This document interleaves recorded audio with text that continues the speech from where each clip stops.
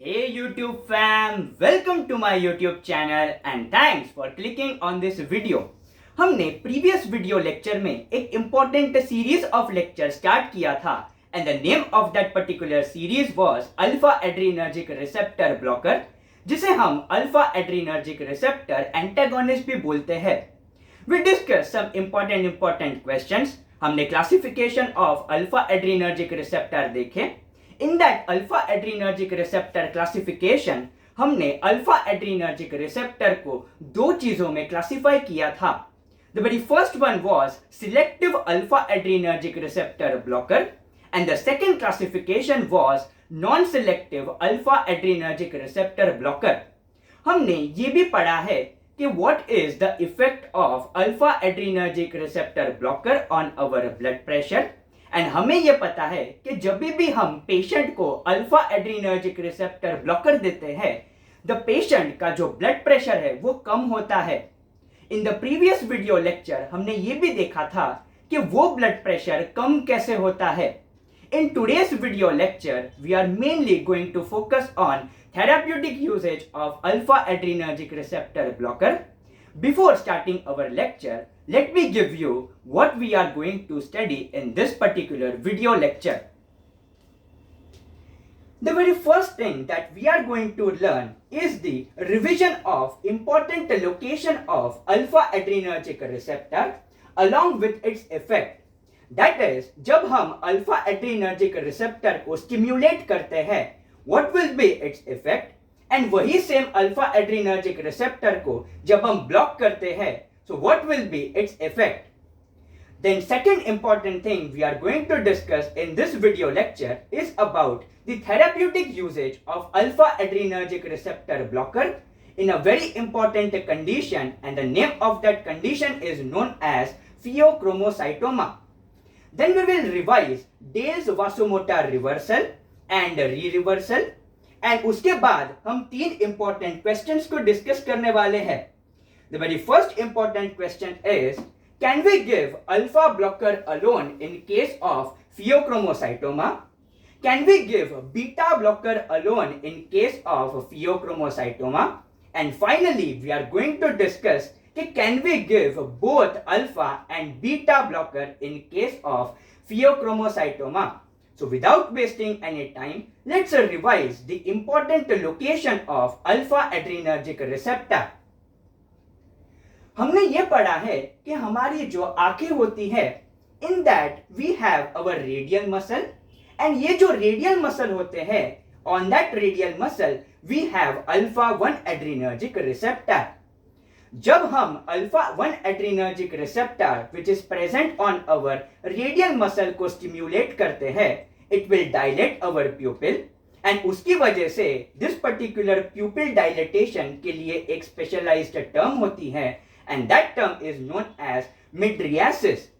जब यही alpha 1 adrenergic receptor which is present on our radial muscle को जब हम block करते हैं, so relatively जो size of pupil है वो decrease हो जाती है, and इस particular phenomenon को हम लोग बोलते हैं meiosis. सेकेंड हमने पढ़ा था कि ये जो अल्फा 1 एड्रीनर्जिक रिसेप्टर होते हैं, they are present on our prosthetic urethra. जब ये alpha 1 adrenergic receptor on our prosthetic urethra को हम स्टिम्युलेट करते हैं, it will reduce the flow of the urine, यानी कि it will provide more resistance to our urine outflow. On the other hand, अगर हमने यही अल्फा 1 एड्रीनर्जिक रिसेप्टर को ब्लॉक कर दिया, it will ease the urine flow, यानी कि जो रेजिस्टेंस प्रोवाइड हो रहा था to our urine outflow, that will be reduced.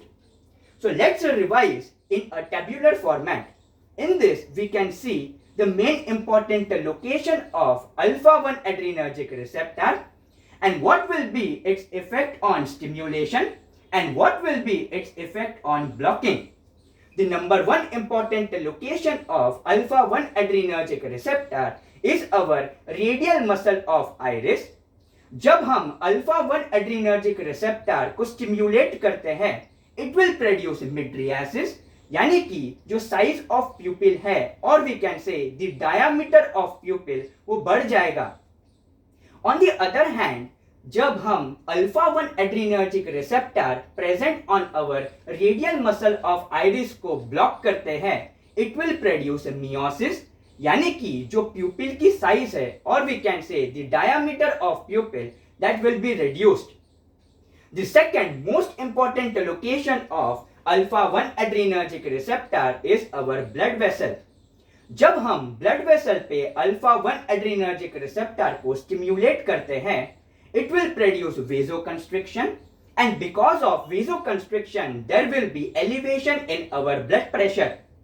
On the other hand, जब हम यही alpha 1 adrenergic receptor present on our blood vessel को ब्लॉक करते हैं, it will produce vasodilatory effect, and जो ब्लड प्रेशर होता है वो कम हो जाएगा. देन हम लोग ने देखा था कि जितने भी हमारे बॉडी में स्फिंक्टर प्रेजेंट होते हैं, we have alpha 1 adrenergic receptor. On stimulation it will increase its tone, and on blocking it will decrease the tone of the sphincter. Lastly, जो हमारे प्रोस्थेटिक यूरेथ्रा होता है, वहां पे we have alpha 1 adrenergic receptor. जब हम alpha 1 adrenergic receptor को stimulate करेंगे, it will decrease the urine outflow, and यही अल्फा 1 एड्रीनर्जिक रिसेप्टर को जब हम ब्लॉक करेंगे, it will increase in urine outflow, यानी कि जो रेजिस्टेंस है वो कम हो जाएगा. नाउ हम इतनी सारी बातें कर रहे हैं about our alpha adrenergic receptor blockers. हमें ये पता होना चाहिए कि ये जो अल्फा एड्रीनर्जिक रिसेप्टर ब्लॉकर्स होते हैं वो कौन से कंडीशंस में यूज करते हैं.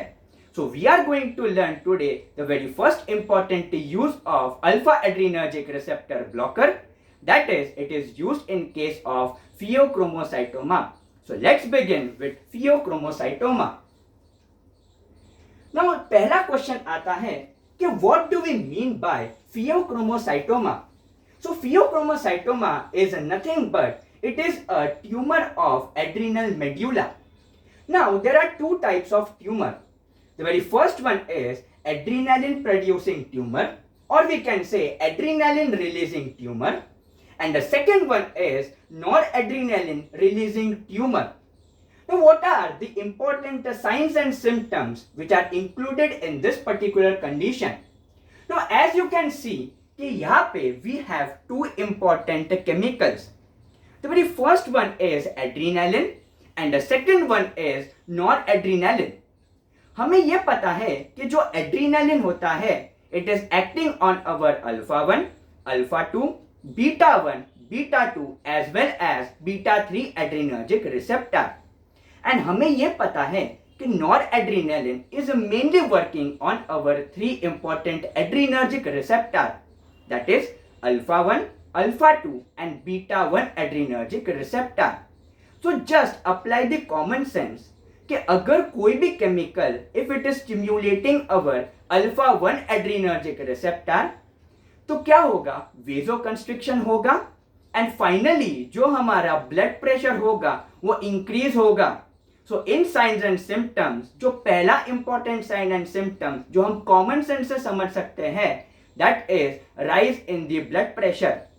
The second important thing is दोनों केमिकल के पास बीटा 1 एड्रीनर्जिक रिसेप्टर को स्टिम्युलेट करने की एक्टिविटी है, एंड हमें पता है कि ये जो बीटा 1 एड्रीनर्जिक रिसेप्टर होते हैं, they are present mainly on our human heart. So अगर हमने ह्यूमन हार्ट को स्टिम्युलेट किया, it can lead to tachycardia, it can lead to palpitation. So these are some of the few common signs and symptoms of pheochromocytoma. So the common signs and symptoms include high blood pressure, palpitation, tachycardia and ultimately sweating भी हो सकता है. Now just think कि ये particular patient में blood pressure ज़्यादा है, so हमें therapeutically ऐसे drugs देने पड़ेंगे जहां पे ये पेशेंट का जो ब्लड प्रेशर है वो कम हो जाए. हमें ये पता है कि जब हम अल्फा एड्रीनर्जिक रिसेप्टर ब्लॉकर देते हैं पेशेंट को, तो उसका जो ब्लड प्रेशर होता है वो कम होता है. Now we will think logically कि अल्फा एड्रीनर्जिक रिसेप्टर ब्लॉकर्स में we will give selective alpha adrenergic receptor blocker या फिर हम non selective alpha adrenergic receptor blocker देंगे। In our previous video discussion हमने ये पढ़ा था कि जो non selective alpha adrenergic receptor blockers होते हैं they are very potent hypotensive agent, यानी कि ये स्ट्रांगली ब्लड प्रेशर को कम करता है। एंड जो हमारे selective alpha adrenergic receptor agonist होते हैं वो माइल्ड हाइपोटेंशन इफेक्ट प्रोड्यूस करता है। सो यहाँ पे the blood pressure is high and हमें ऐसे ड्रग्स देने पड़ेंगे जो रैपिडली ब्लड प्रेशर को कम करे। So we will give non selective alpha adrenergic receptor blocker. Now non selective alpha adrenergic receptor blockers में भी we have categorized it into two main classification. The very first one is reversible non-selective alpha adrenergic receptor blocker, and we have irreversible non-selective alpha adrenergic receptor blocker. Now just think कि ये जो reversible and irreversible alpha adrenergic receptor blockers हैं इसमें से हम कौन सा देंगे? But for that we need to understand what do we mean by reversible and irreversible non-selective alpha adrenergic receptor blocker? Simply understand कि ये जो irreversible alpha adrenergic receptor blocker होते हैं वो permanently जाके हमारे alpha adrenergic receptor को block करेंगे and उसका जो blocking होगा that will be more potent and for longer duration of time. On the other hand, जब हम reversible non selective alpha blocker की बात करते हैं ये बाइंड करते हैं बट परमानेंटली नहीं बाइंड करते हैं। So irreversible are more potent alpha adrenergic receptor blocker and इसकी जो एक्टिविटी होती है that will be for longer duration of time and reversible जो होंगे उसकी activity shorter duration of time के लिए होगी। So definitely in case of pheochromocytoma हम ऐसे ड्रग्स देंगे जो ज्यादा समय तक हमारे ब्लड प्रेशर को कम रखेगा। So for that we are going to use irreversible alpha adrenergic receptor blocker and on your screen you can see the example of irreversible alpha adrenergic receptor blocker that is phenoxybenzamine. So in case of pheochromocytoma we can give phenoxybenzamine. Now एक और drug हम लोग use कर सकते हैं that is known as metyrosine. Now ये जो metyrosine है what is its mechanism of action? जब हम बेसिक वीडियो लेक्चर डिस्कस कर रहे थे in that basic video lecture मैंने बताया था कि हमारे नर्व एंडिंग में नॉर एड्रीनलिन कैसे प्रोड्यूस होता है। सो ये जो हमारा ड्रग होता है दैट इज मीटाइरोसिन और we can say alpha methyl tyrosine, ये क्या करता है? ये एक इंपॉर्टेंट एंजाइम को ब्लॉक करता है and the name of that enzyme is tyrosine hydroxylase.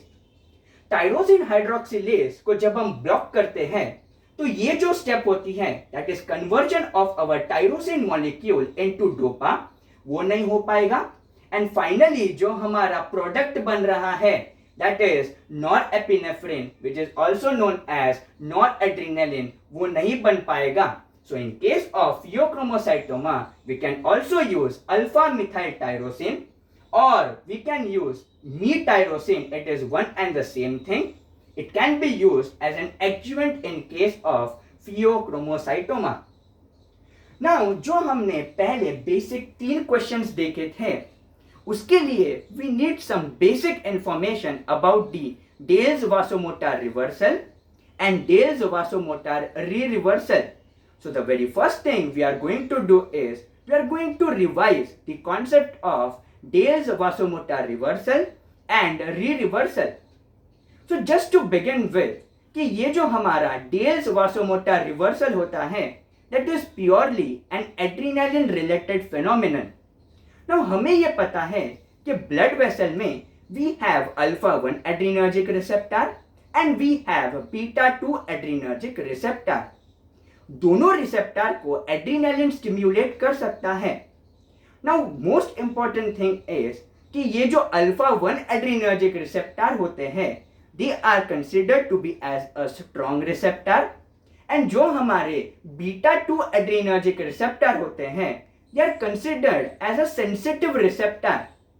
Now strong receptor को stimulate करने के लिए we need high dose of adrenaline, and beta 2 as they are sensitive in nature, low dose of adrenaline से भी वो stimulate हो जाते हैं.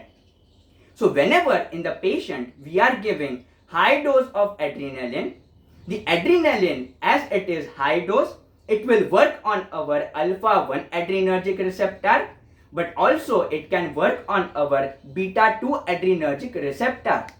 But जो alpha 1 adrenergic receptor की जो activity होती है, that is overpowering our beta 2 adrenergic receptor की activity. So alpha 1 का जो effect है, that is predominating. So in that case जो blood pressure होगा वो increase हो जाएगा. So as you can see on your screen, यहाँ पे we are giving high dose of adrenaline.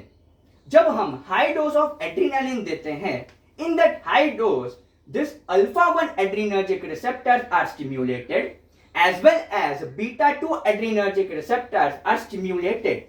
But जो alpha 1 adrenergic receptor की activity होती है, वो ज्यादा होती है, और we can say it overpowers our beta 2 activity. So यहाँ पे we can see there will be more vasoconstriction, and उसकी वजह से जो blood pressure है वो बढ़ जाएगा. Now धीरे धीरे क्या होगा कि ये जो एड्रीनालिन है उसका जो मेटाबॉलिज्म है वो स्टार्ट हो जाएगा, एंड जो उसका डोज है या फिर कॉन्सेंट्रेशन है that will start to fall. In our falling effect, or we can say in low dose of adrenaline, adrenaline can stimulate our beta 2 adrenergic receptor, and यहाँ पे जब हम beta 2 adrenergic receptor को stimulate करते हैं, हमें पता है कि जो हमारा blood pressure होता है वो fall हो जाता है, and again फिर से वो जो adrenaline है उसका metabolism होगा, and once again जो हमारा blood pressure है वो normal range पे आएगा. Now as you can see, जब हम high dose adrenaline देते हैं, firstly we see a high in our blood pressure, and उसके बाद there is a low in blood pressure, and this response is known as biphasic response. Now हम कुछ experiment करते हैं. Let's say हम क्या करते हैं कि patient को alpha blocker देते हैं, and after giving alpha blocker we give high dose of adrenaline.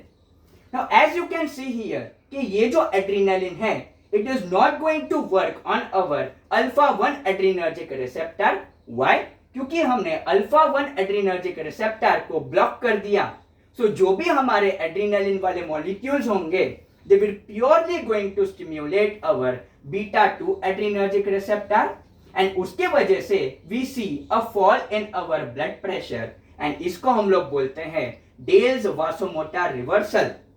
So just revising the definition of Dale's vasomotor reversal, it states that whenever we give adrenaline after giving alpha blocker, only fall in our blood pressure is seen, and इसको हम लोग बोलते हैं Dale's vasomotor reversal. Now what do we mean by Dale's vasomotor re-reversal? हमने patient को पहले beta blocker दिया, and after giving beta blocker we will give high dose of adrenaline. Now ये जो adrenaline है, it is not going to work on our beta adrenergic receptor. So जो भी हमारे adrenaline के molecules होंगे, they are purely going to stimulate our alpha 1 adrenergic receptor, and उसके वजह से we see only rise in our blood pressure, and this is known as Dale's vasomotor re-reversal. So whenever we give adrenaline after giving beta blocker, only rise in blood pressure is seen, and इसको हम लोग बोलते हैं Dale's vasomotor re-reversal. Now applying this concept in today's video lecture, let's apply with the help of some question. Our first question is, can alpha blocker given alone in the case of pheochromocytoma? हमें यह पता है कि pheochromocytoma में we have mainly two types of tumor. The very first one is adrenaline producing tumor, and the second one is noradrenaline producing tumor. Now let's just focus on adrenaline producing tumor. हम क्या करते हैं कि alpha adrenergic receptor को late से हमने block कर दिया। By blocking this alpha 1 adrenergic receptor हमें यह पता है कि adrenaline will purely going to act on our beta 2 adrenergic receptor and हमें यह पता है कि whenever our adrenaline is acting on beta 2 adrenergic receptor जो ब्लड प्रेशर होगा वो बहुत ज्यादा फॉल हो जाएगा एंड ये पेशेंट को रिवाइव करना बहुत ही मुश्किल हो जाएगा। So in case of adrenaline producing tumour we are not giving only and only alpha adrenergic receptor blocker. But on the other hand, if we consider norepinephrine या फिर noradrenaline producing tumor, वहाँ पे we can give alone alpha blocker. Why? Because हमें ये पता है कि जो हमारा noradrenaline होता है, it is not having any kind of beta 2 adrenergic receptor activity.